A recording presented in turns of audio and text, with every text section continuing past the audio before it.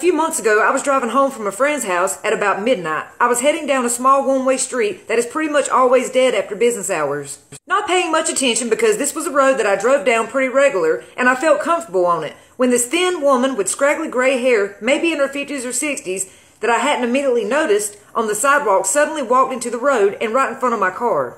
Now, I hadn't been driving very fast, so I stopped to let her cross, although I wondered why didn't she wait for me to pass as there were no cars behind me. She didn't cross all the way. She stopped in the middle of the street and turned and walked right up to my car, put her hands on the hood, and leaned forward.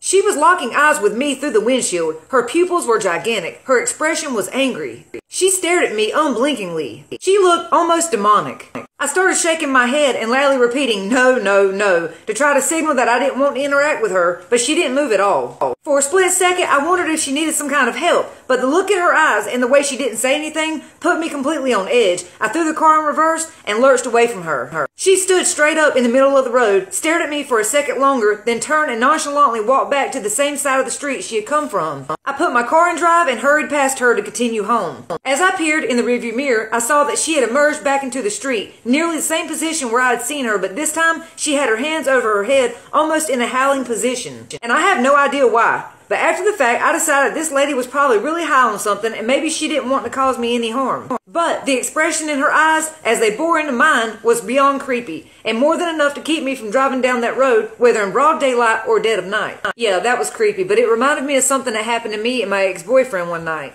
So we were going through town and ended up on one of these back streets. As we went through the stop sign, we got up a little bit further and we seen someone laying in the road. Now, of course, we thought they'd been hit by a car or something had happened to them. But when my boyfriend stopped the car, something in my gut told me, "Don't get out of this car, leave." And right when my boyfriend grabbed the door handle to try to get out, I pulled him back and said, "No, let's go." He said, "But what if they're hurt?" I said, "Call 911, because something is telling me not to get out of this car here." So he went around this person, and when I looked back, that guy got up, stood straight up in the middle of the street. He wasn't hurt. As we got further down the road, I seen 15, 20 more people come out with that dude. I knew something told me it was a setup. And they were either robbing people, taking their cars, or worse. I think we as humans get gut instincts and we better listen to them. I hope you guys enjoyed these.